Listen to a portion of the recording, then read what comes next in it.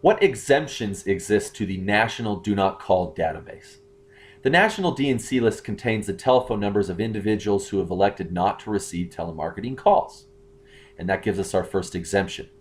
Non-marketing calls are exempt from the telemarketing D&C database. You need to ensure that there truly is no advertising, marketing, or promotional purpose behind your call if you're going to rely on the non-marketing exemption.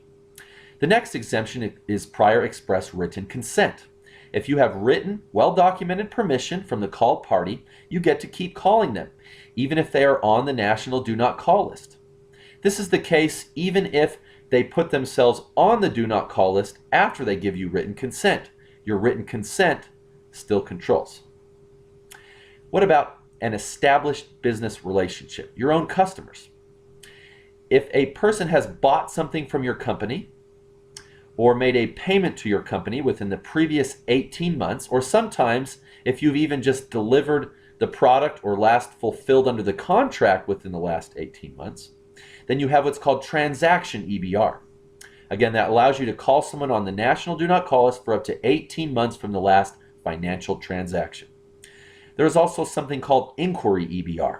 If they didn't buy something from you or pay you anything, if they at least came to you inquiring about your products or services, then you get a 3-month inquiry EBR exemption to call numbers on the National Do Not Call list within that 3-month period.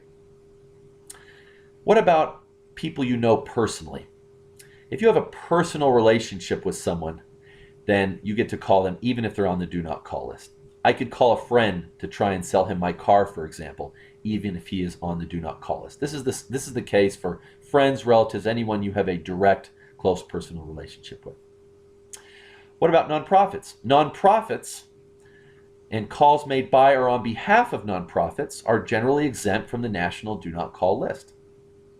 What about business-to-business calls? Certain business-to-business calls, if they are truly B2B solicitations, are exempt from consumer do not call list rules. Keep in mind, some states are more strict. For example, some states do not have an EBR relationship exemption, and some states do not expressly exempt B2B calls.